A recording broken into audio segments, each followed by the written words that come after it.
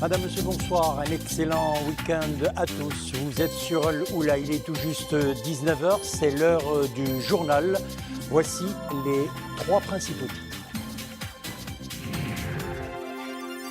Al Hoceima, dans les métiers de l'hôtellerie et du tourisme, l'institut spécialisé de la ville offre 9 filières de formation, un institut d'une capacité d'accueil de 600 stagiaires du Maroc, mais également de divers pays africains, un aspect concret de la solidarité sud-sud.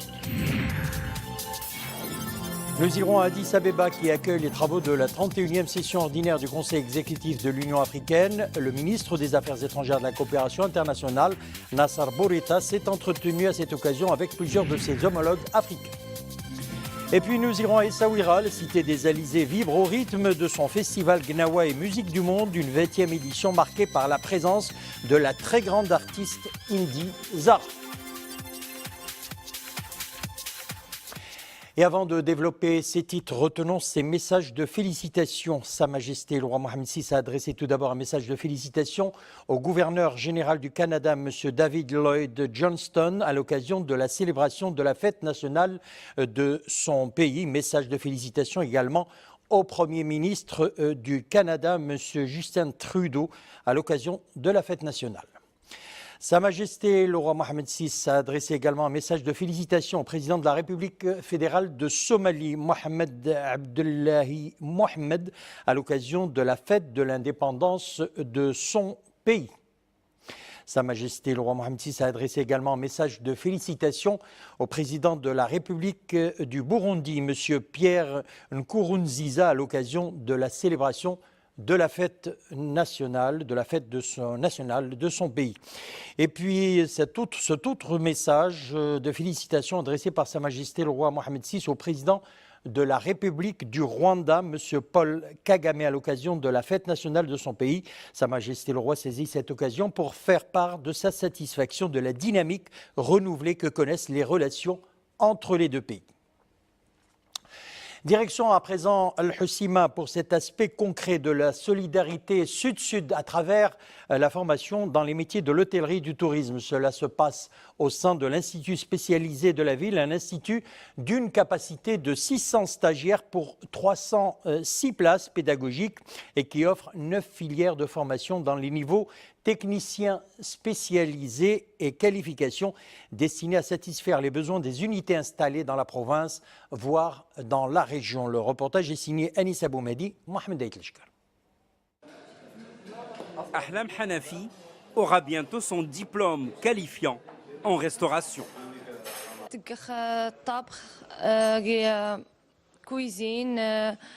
J'apprends la cuisine, le service et j'aspire à réussir cette formation.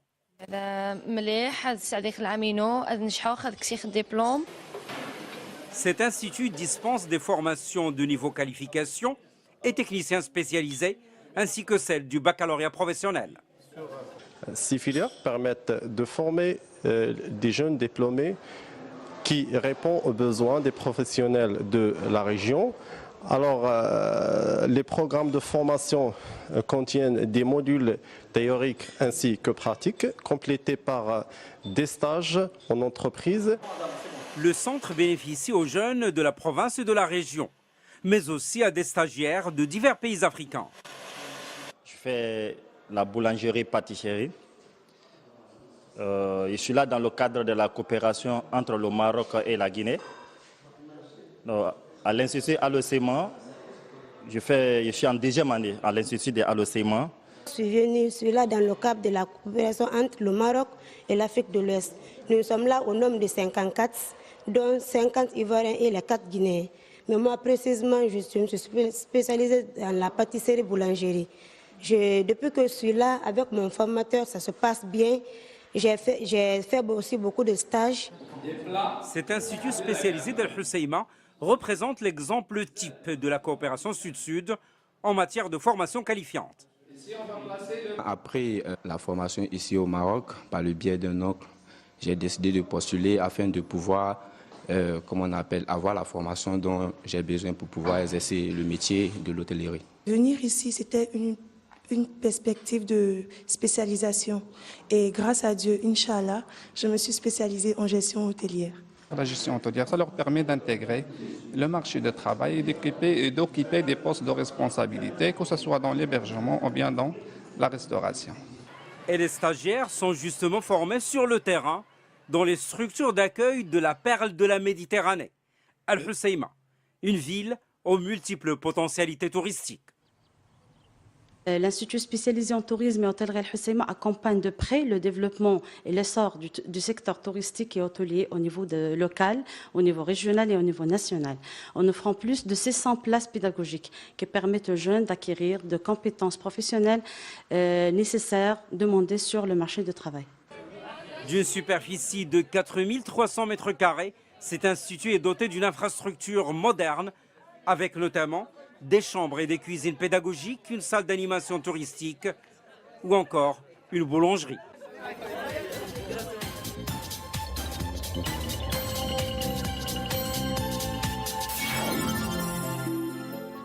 Nous prenons à présent la direction d'Addis Abeba qui accueille les travaux de la 31e session ordinaire du Conseil exécutif de l'Union africaine. Une rencontre à laquelle prend part le ministre des Affaires étrangères et de la coopération internationale, Nasser Bourita, qui a eu à cette occasion plusieurs entretiens avec ses homologues africains. C'est la première session du Conseil exécutif de l'Union africaine à laquelle prend part le Maroc depuis son retour au sein de sa famille institutionnelle. Conformément à la teneur du discours royal en janvier dernier, le Maroc s'est engagé dans le débat avec un esprit constructif, avec une approche positive pour contribuer à l'agenda africain en matière de paix, en matière de stabilité, de sécurité et de développement. L'un des principaux sujets à l'ordre du jour porte sur la réforme des structures de l'Union africaine, en plus de la question de financement des activités de l'Union. Le Maroc, durant tous ces débats, a défendu une approche ambitieuse pour l'Union africaine, pour que cette organisation soit au diapason de l'évolution de l'Afrique elle-même et au même niveau d'ambition qu'ont les chefs d'État et les peuples pour l'avenir de l'Afrique. Régionale et internationale, et aussi pour renforcer les relations de coopération bilatérale. Addis Abeba a donc accueilli les travaux de la 31e session ordinaire du Conseil exécutif de l'Union africaine, une session préparatoire au 29e sommet des chefs d'État et de gouvernement de l'Union prévu les 3 et 4 juillet prochains. Alors, quelles sont les principales attentes de cette session du prochain sommet pour le chef de la diplomatie guinéenne? L'organisation panafricaine mène aujourd'hui une bataille sur deux fronts, la paix et la sécurité d'un côté et l'autofinancement de l'autre. Nous vous proposons de l'écouter. Mes attentes ne sont autres que l'unité africaine. C'est le credo des pères fondateurs. Quand ils créaient l'OUA, c'était pour que l'Afrique soit une, indivisible, prospère. La bataille que nous menons aujourd'hui, c'est sur deux grands fronts. D'abord la paix et la sécurité. Si nous voulons avoir une Afrique prospère, développée, il nous faut pacifier l'Afrique. Il faut que les foyers de tension soient éteints. Nous allons à présent à Paris. Le Maroc vient de présider la deuxième réunion intergouvernementale d'experts pour l'établissement d'une déclaration de principes éthiques en rapport avec le changement climatique. Le Royaume du Maroc a été élu par acclamation président de la deuxième réunion intergouvernementale d'experts pour l'établissement d'une déclaration de principes éthiques en rapport avec le changement climatique qui s'est tenue cette semaine au siège de l'UNESCO à Paris. Les forces de sécurité irakiennes ont lancé l'assaut contre le dernier réduit des terroristes de Daesh dans la vieille ville de Mossoul. Le gouvernement de Bagdad est pressé d'ailleurs d'en finir avec cette opération qui a fait déjà des milliers de victimes civiles. 200 à 300 combattants se trouvent encore dans la vieille ville. Un porte-parole de la coalition internationale a dit que la reprise totale de la ville aux mains des terroristes depuis 2014 était une question de jours. Il a fallu 8 mois aux forces irakiennes avec l'appui de la coalition internationale pour reprendre la grande majorité de la ville. Et puis l'avancée de l'armée dans le vieux Mossoul, compliquée par la présence de dizaines de milliers de civils pris au piège. Les combats ont poussé près de 900 000 habitants de la ville à fuir, soit plus de la moitié de la population. Beaucoup se trouvent dans des camps de déplacés. il y aurait eu une centaine de civils tués lors de ces combats.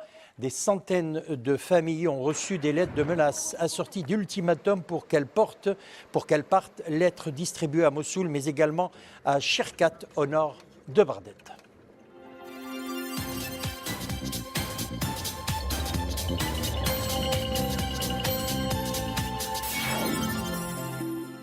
Retour chez nous, on va à Tanger à présent. La forêt de Mediouna ravagée par le feu. L'incendie s'est déclaré en fin de soirée hier.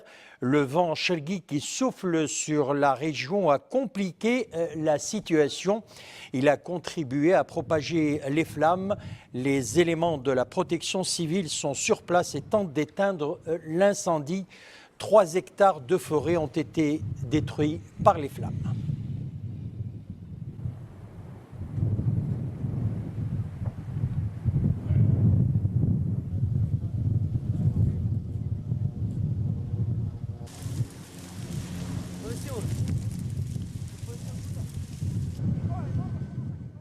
Un feu d'ailleurs attisé par le Chergui chaud qui souffle sur la région et justement un temps chaud est annoncé pour demain et jusqu'à mardi. Les températures attendues seront comprises entre 40 et 43 degrés sur les provinces de Sidi Qassam, Ouazen, Taounet, Bni Mellal, Marrakech, Ibn Salah et Zagora.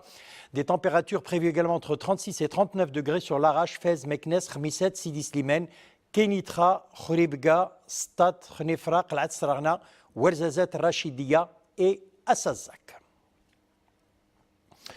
Une page économie à présent. La croissance économique nationale a connu une amélioration au cours du premier trimestre 2017 à 3,8% contre 1,6% par rapport à une année plus tôt, soutenue particulièrement par l'important rebondissement de l'activité agricole selon le Haut Commissariat au plan.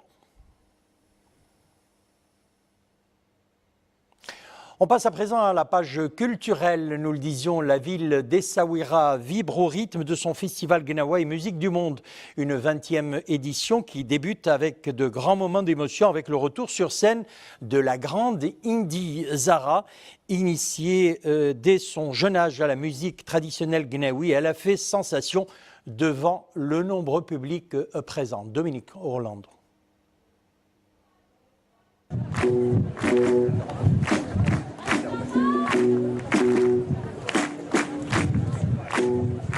Comment dire, comment trouver les mots justes pour expliquer cet état de grâce inouï proposé et offert hier soir au public d'Essaouira par la toujours très délicate Indi Zara, que l'on craignait presque de voir emporter par ce vent tourbillonnant toujours plus fort d'un bout à l'autre de ce récital splendide.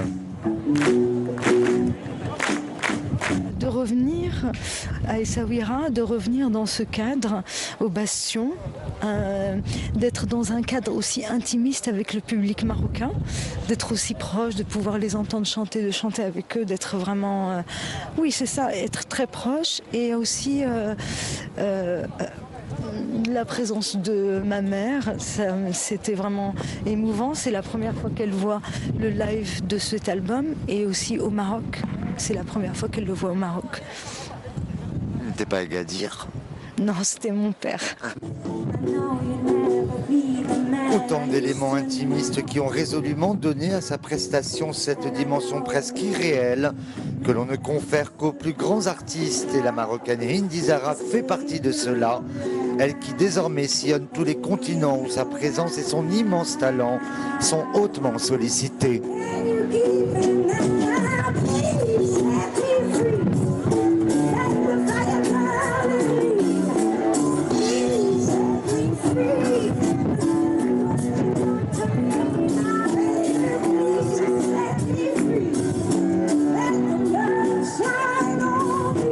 Je suis très intéressée par la musique de trance et c'est vrai que j'ai découvert ça en Italie, la tarantella, et de pouvoir voir que un rythme, une danse peut guérir, peut soigner l'esprit et le corps.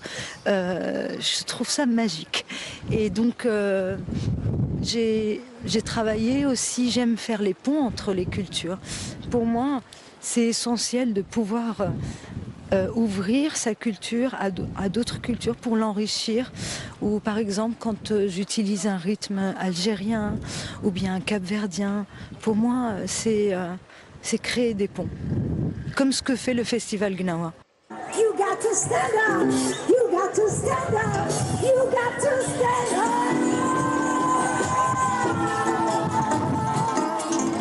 Stand-up, la seule chose qui restait à faire au public pour conjurer la fraîcheur extrême de ce vendredi soir, au cœur même de la Cité des Alizés, qui d'ores et déjà tient toutes ses promesses pour cette édition anniversaire marquée par une programmation artistique de très grande qualité. Parmi tous les artistes réunis cette année, une fois encore, Indy Zahra était l'une des plus attendues. Attendue, entendue, adulée et ovationnée.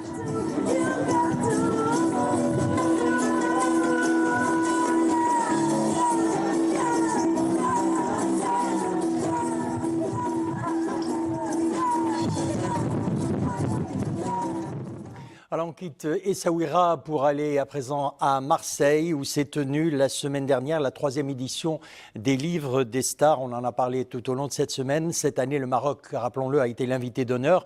Le Maroc, son histoire, ses traditions, sa culture étaient au cœur de l'événement. Une manifestation où le caftan marocain a fait une entrée distinguée sur les podiums et qui a fait sensation lors de l'organisation du défilé de mode marqué par la touche de grands stylistes marocains. Une manifestation organisée par le Conseil de la communauté marocaine à l'étranger. Yassine Maazi, Nisrine Hamdaoui.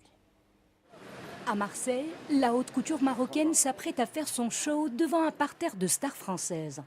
Dans les loges, Farah Satel a ajusté sur les mannequins ses différentes pièces. Et parce que le moindre détail compte, elle invite le modèle à sublimer le caftan et à montrer les points forts de sa collection. En marchant, tu essaies un peu de montrer le travail qui est en bas. D'accord ?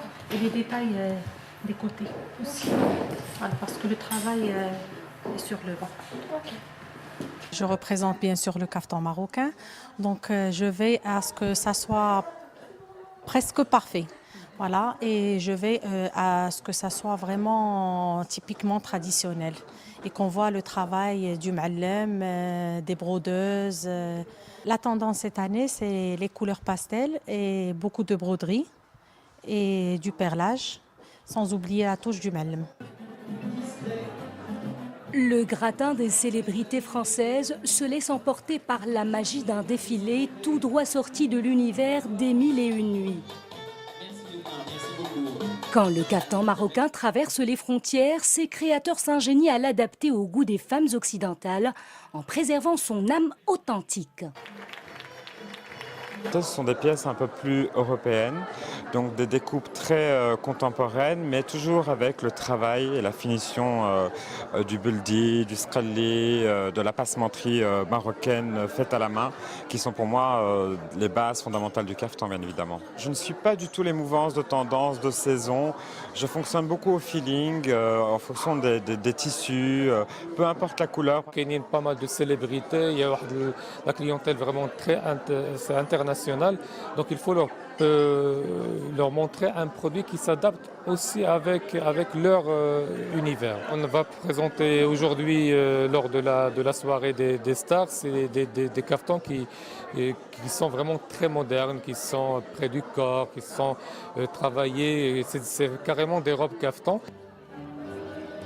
Le caftan marocain, l'un des meilleurs ambassadeurs culturels du royaume, tout comme la chanson marocaine, interprétée ici par le grand artiste Abdrahim Soueri, qui a réussi à faire danser les célébrités françaises au rythme de notre patrimoine musical traditionnel.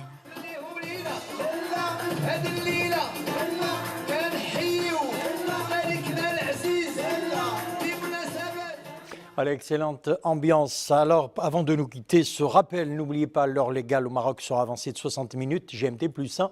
Ça sera ce dimanche 2 juillet à partir de 2h du matin. N'oubliez pas de remonter vos montres, donc de 60 minutes. C'est ce qu'annonce le ministère délégué chargé de la réforme de l'administration et de la fonction publique. Voilà, merci de nous avoir suivis. C'est la fin de cette édition, le retour de l'info sur Loul à 21h. Le journal qui vous sera présenté ce soir par Mariam Laoufir. Excellente soirée, bon dimanche, à demain.